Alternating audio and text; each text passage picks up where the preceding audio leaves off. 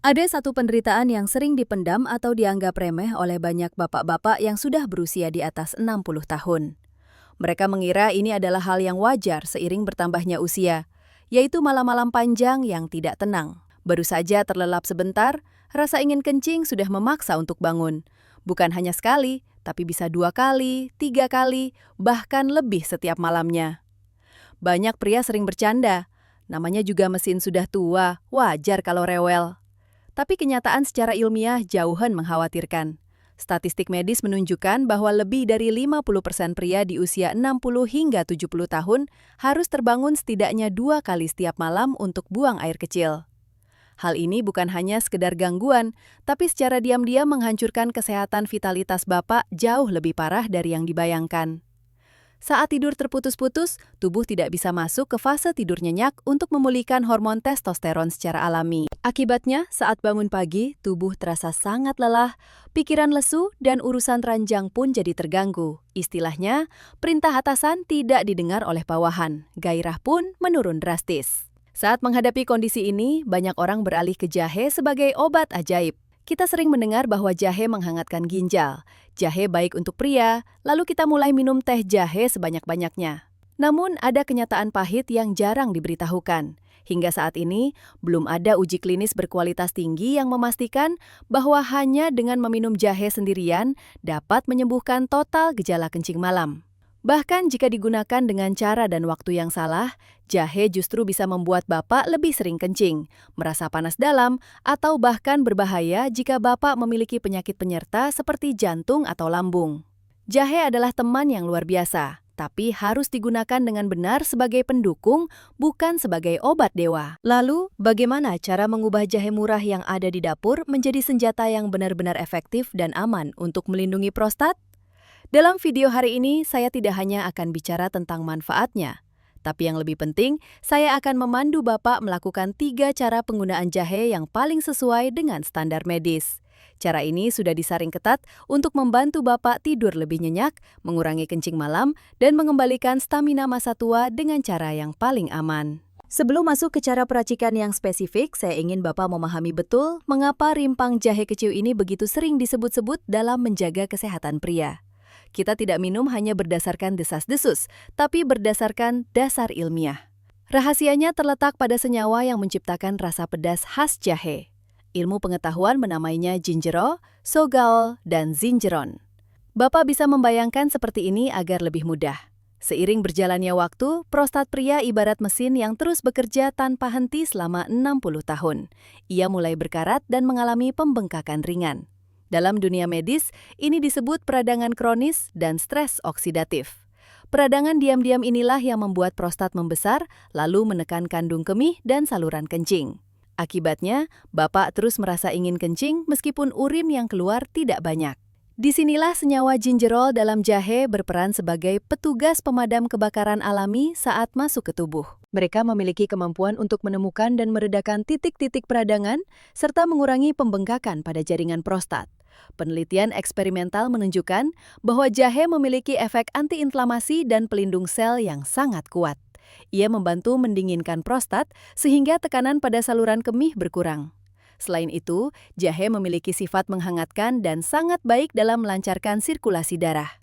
Bayangkan, sistem pembuluh darah yang memberi nutrisi pada organ vital Bapak seperti sistem irigasi. Saat aliran darah lancar berkat efek jahe, nutrisi akan tersalurkan lebih sempurna untuk menyehatkan dan memulihkan jaringan yang mulai menua. Namun, saya harus menekankan satu kata kunci penting, pendukung. Dalam dunia medis, kami memandang jahe sebagai terapi pendukung yang luar biasa, bukan obat utama. Jahe tidak bisa mengecilkan massa prostat yang membesar secepat obat kimia, juga tidak bisa menggantikan operasi jika penyakitnya sudah parah. Jahe bekerja dengan prinsip sedikit demi sedikit lama-lama menjadi bukit. Ia tidak menghentikan keinginan kencing secara instan dalam semalam, melainkan membantu lingkungan di dalam tubuh Bapak menjadi lebih bersih dan berkurang peradangannya. Dari sana, sistem perkemihan perlahan-lahan menjadi stabil. Dengan memahami hakikat ini, Bapak tidak akan kecewa dan tahu cara menggunakannya dengan sabar dan benar. Dan sekarang, saya akan memandu Bapak cara pertama yang paling sederhana, namun juga paling sering salah dilakukan. Bagaimana cara menggunakan jahe segar agar khasiat obatnya terjaga namun tidak merusak lambung? Metode pertama ini adalah teh jahe segar. Kedengarannya simpel ya. Siapa sih yang tidak tahu cara menyeduh teh jahe? Tapi justru dalam kesederhanaan itulah terdapat jebakan yang membuat banyak orang minum terus, tapi tidak ada hasil, bahkan penyakitnya makin parah. Agar jahe bisa bekerja maksimal melindungi prostat tanpa menyebabkan panas dalam atau sakit mah, Bapak perlu mengikuti rumus perbandingan emas berikut ini. Pertama, soal dosis. Bapak cukup menggunakan sekitar 2-3 gram jahe segar untuk sekali minum. Jumlah ini setara dengan 1-2 sendok teh jahe yang sudah diparut atau diiris tipis. Jangan serakah menggunakan satu rimpang besar, karena terlalu banyak jahe akan mengiritasi selaput lendir mulut dan lambung. Mengenai cara penyeduhan, ada catatan kecil tapi sangat penting. Jangan gunakan air yang baru saja mendidih 100 derajat untuk langsung mengguyur jahe. Gunakan air panas dengan suhu sekitar 70 hingga 80 derajat Celcius. Mengapa demikian?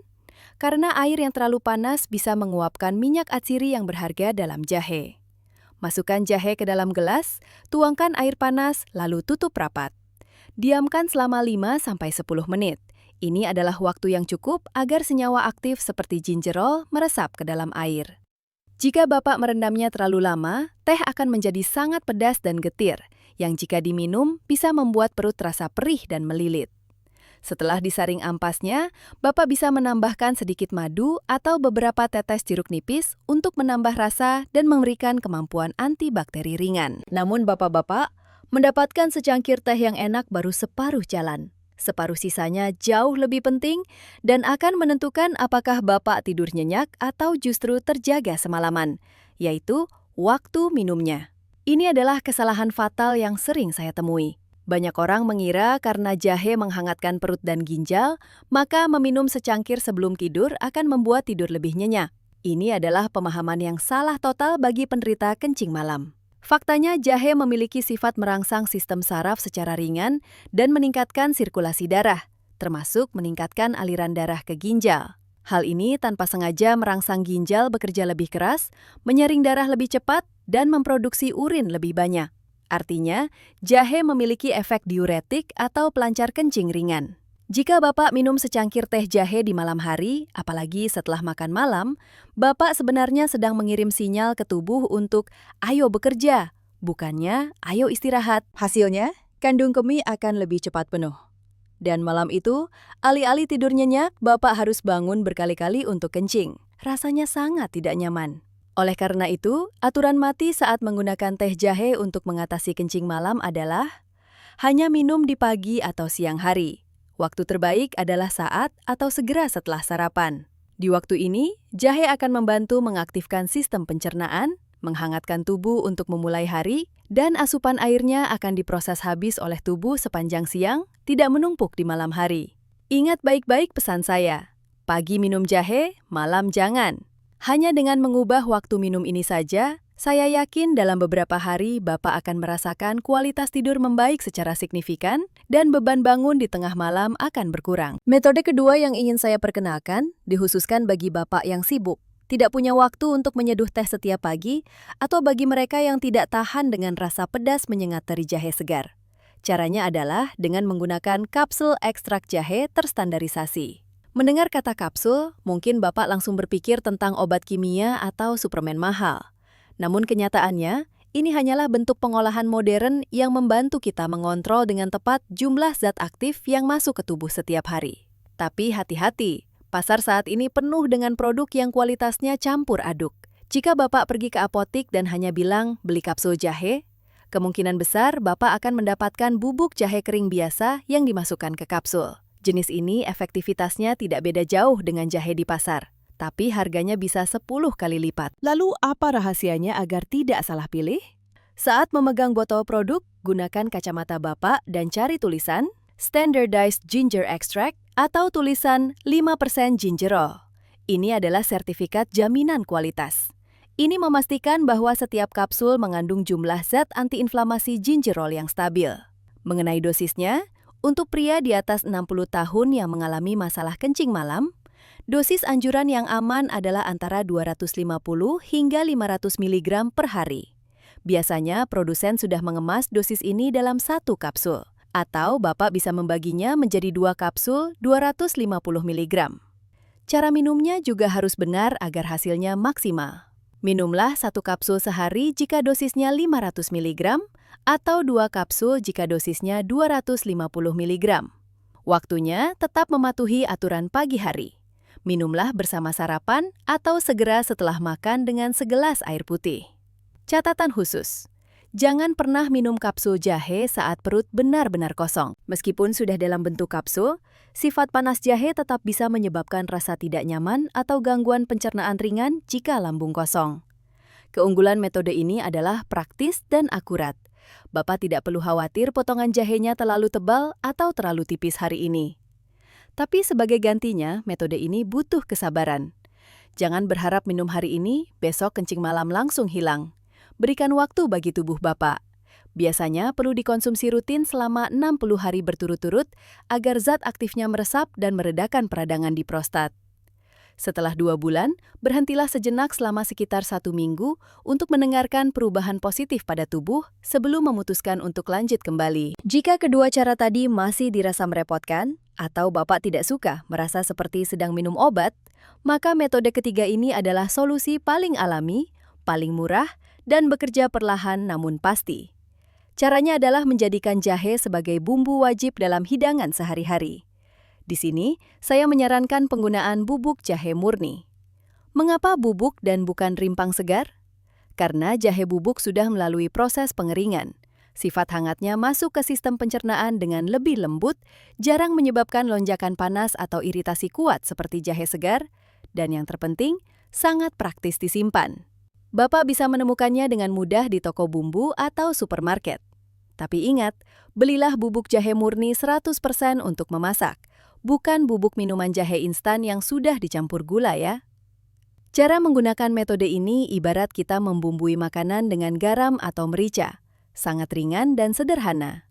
Dosis aman yang dianjurkan adalah 1-3 gram bubuk jahe per hari. Untuk gambaran jumlahnya hanya sekitar 1/4-3/4 sendok teh saja. Bapak bisa menerapkannya ke dalam menu makanan dengan 3 cara berikut yang enak sekaligus menyehatkan. Pertama, pada nasi atau mie. Bapak bisa menaburkan sedikit bubuk jahe langsung di atas nasi hangat atau mencampurnya ke dalam kuah soto atau mie rebus. Suhu panas makanan akan membangkitkan aroma jahe dan merangsang pencernaan agar bekerja lebih baik. Kedua, dan ini yang paling saya rekomendasikan, menu masakan berkuah. Saat istri atau keluarga memasak sup ayam atau soto, mintalah untuk memasukkan sekitar setengah sendok teh bubuk jahe ke dalam panci. Rahasianya, masukkan sekitar 10 menit sebelum kompor dimatikan. Waktu ini cukup agar jahe menyatu dengan kuah, menghangatkan perut, dan melancarkan darah tanpa kehilangan khasiat karena direbus terlalu lama. Ketiga adalah menu tumisan. Sedikit bubuk jahe yang ditaburkan pada tumis sayur atau daging tidak hanya menghilangkan aroma amis, tapi juga menambah sifat anti peradangan pada hidangan. Keunggulan luar biasa dari metode ini adalah mengubah obat menjadi makanan. Ini sangat aman karena jumlah jahenya dibagi kecil-kecil dan tercampur dalam makanan, sehingga lambung tidak menerima tekanan langsung. Apalagi, biaya 1 botol bubuk jahe untuk sebulan mungkin hanya seharga semangkuk bakso. Semua orang bisa melakukannya. Namun, meskipun ini adalah makanan, tetap ada batasnya. Organisasi kesehatan seperti FDA menyarankan untuk tidak mengonsumsi lebih dari 4 gram jahe per hari. Penggunaan berlebihan meskipun hanya sebagai bumbu tetap bisa memicu panas dalam. Jadi, konsistensi jauh lebih penting daripada jumlah yang banyak. Lakukanlah sedikit demi sedikit setiap hari agar kesehatan prostat membaik secara berkelanjutan. Namun bapak-bapak, meskipun jahe itu bagus, ada kondisi tertentu di mana jahe sama sekali tidak boleh disentuh. Ini adalah zona berbahaya yang jika tidak diketahui bisa berakibat fatal. Pada bagian selanjutnya, saya akan memberikan peringatan bagi siapa saja yang harus segera menjauhi jahe. Di bagian ini, saya ingin berbicara lebih serius.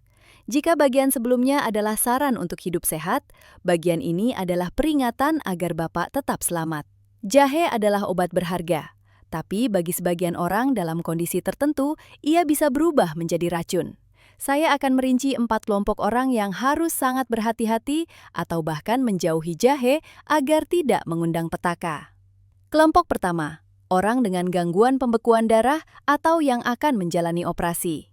Ini adalah kelompok yang paling berbahaya. Jahe secara alami bersifat mengencerkan darah dan mencegah penggumpalan trombosit. Ini terdengar baik untuk mencegah stroke, tapi bencana bagi mereka yang sedang minum obat pengencer darah seperti warfarin, aspirin, atau clopidogrel. Jika Bapak minum obat-obat tersebut dan ditambah asupan jahe setiap hari, darah Bapak akan menjadi terlalu encer. Akibatnya apa? Risiko pendarahan yang sulit dihentikan. Bahkan luka kecil, mimisan, atau yang lebih parah pendarahan di lambung bisa menjadi kondisi darurat. Terutama jika Bapak punya jadwal operasi, baik operasi kecil maupun besar, ingat aturan hidup mati ini. Hentikan semua konsumsi jahe setidaknya 14 hari sebelum operasi. Dokter bedah sangat khawatir jika pasien minum herbal pengencer darah karena akan membuat pendarahan saat operasi sangat sulit dikendalikan. Kelompok kedua, orang yang sedang menjalani pengobatan darah tinggi dan diabetes. Jahe memiliki kemampuan alami menurunkan tekanan darah dan kadar gula darah. Terdengar bagus, bukan? Masalahnya ada pada efek sinergi. Jika Bapak minum obat darah tinggi atau diabetes sesuai resep dokter, lalu ditambah jahe dosis tinggi, mereka akan bekerja sama membuat tekanan darah anjlok drastis atau gula darah turun terlalu dalam secara tiba-tiba. Gejalanya, Bapak akan merasa pusing, pandangan gelap, tangan gemetar, dan keringat dingin. Jangan dianggap remeh sebagai rasa lapar atau lelah. Itu tanda tubuh sedang dalam bahaya overdosis. Saran saya, jangan pernah menghentikan obat dokter demi jahe. Dan jika ingin tetap mengonsumsi jahe, bicarakan dengan dokter untuk penyesuaian dosis obat. Kelompok ketiga, penderita luka lambung dan batu empedu. Banyak orang sakit perut minum jahe merasa mendingan.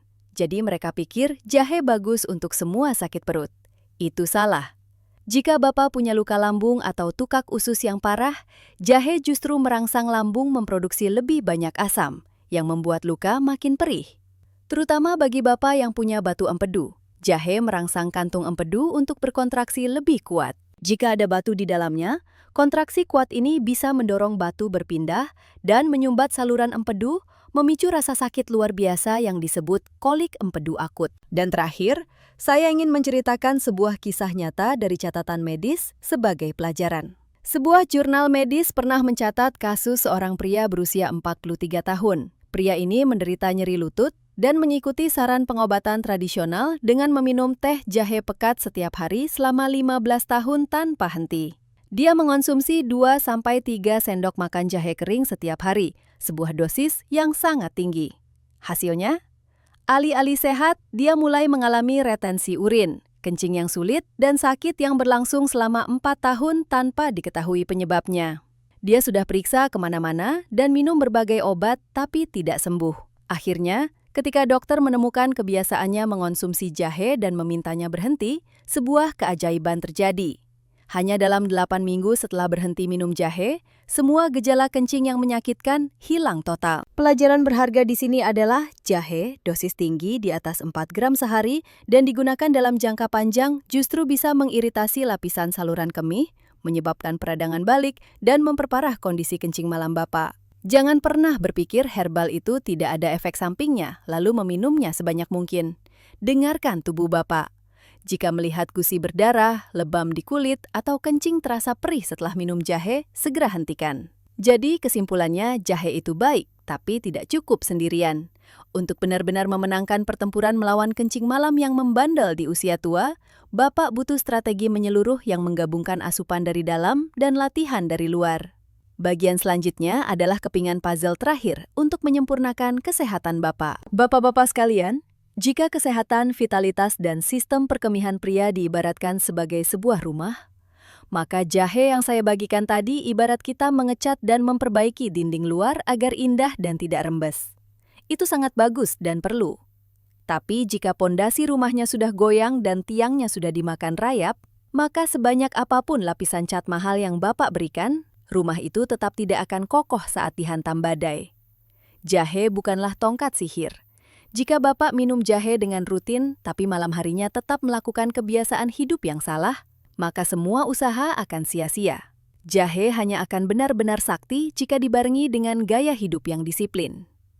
Lalu, teman pendamping apa yang paling dibutuhkan oleh jahe?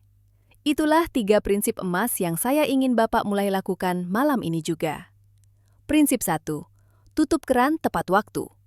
Banyak bapak-bapak punya kebiasaan minum teh, air rebusan daun, atau bahkan bir saat makan malam. Inilah biang kerok nomor 1 yang membuat jahe jadi tidak berguna. Ingatlah, aturan 2-3 jam. Artinya, Bapak harus berhenti memasukkan cairan ke dalam tubuh setidaknya 2-3 jam sebelum naik ke tempat tidur. Jika Bapak tidur jam 10 malam, maka setelah jam setengah 8 malam, mohon batasi minum sekecil mungkin, terutama alkohol dan kopi. Setelah jam 2 siang, tolong jauhi kopi dan saat makan malam, katakan tidak pada alkohol.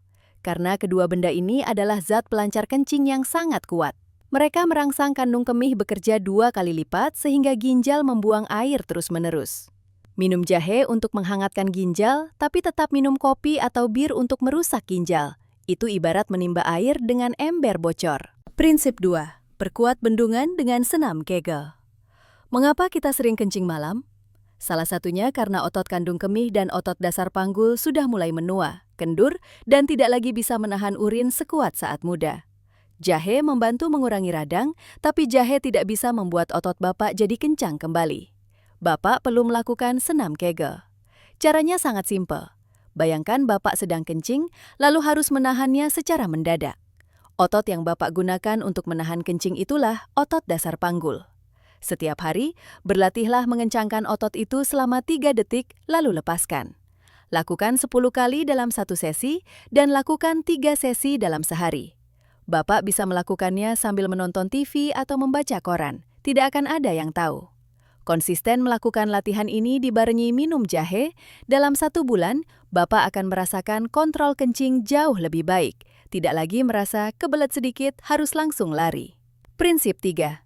Jangan lupakan musuh dalam selimut. Terakhir, jahe hanya membantu meredakan gejala. Jika penyebab utama kencing malam adalah karena pembesaran prostat yang sudah terlalu besar, atau diabetes yang tidak terkontrol, atau gangguan napas saat tidur, sleep apnea, maka jahe tidak bisa menyembuhkannya. Bapak tetap harus memeriksakan diri ke dokter untuk mengetahui kondisi sebenarnya.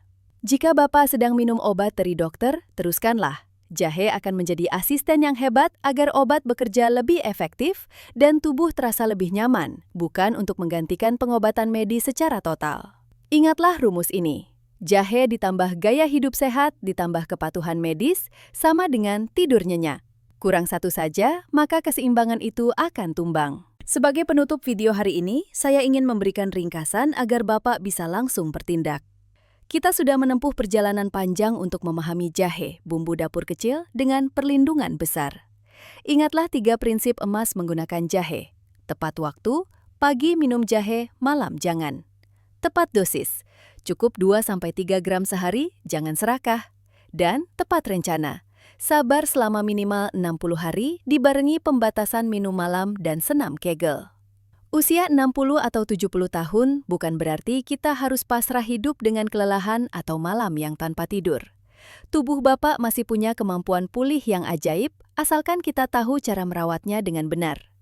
Jangan biarkan rasa sungkan menghalangi Bapak untuk mendapatkan kembali stamina dan tidur nyenyak. Mulai besok pagi, cobalah awali hari dengan segelas teh jahe hangat atau tambahkan sedikit bubuk jahe pada soto atau bubur ayam sarapan Bapak. Perubahan kecil ini hasilnya bisa membuat Bapak terkejut. Jika Bapak merasa ilmu hari ini bermanfaat, silakan berikan jempol suka pada video ini dan bagikan kepada teman-teman sesama Bapak yang mungkin juga sedang berjuang dengan masalah yang sama. Jangan lupa klik tombol subscribe agar kita bisa terus bertemu di video kesehatan pria berikutnya. Jika Bapak siap mempraktekkan cara ini, silakan tulis angka 1 di kolom komentar agar saya tahu dan kita bisa saling memberi semangat. Saya doakan Bapak semua selalu sehat, tetap bugar di usia senja, dan memiliki tidur yang nyenyak setiap malam. Sampai jumpa di video berikutnya.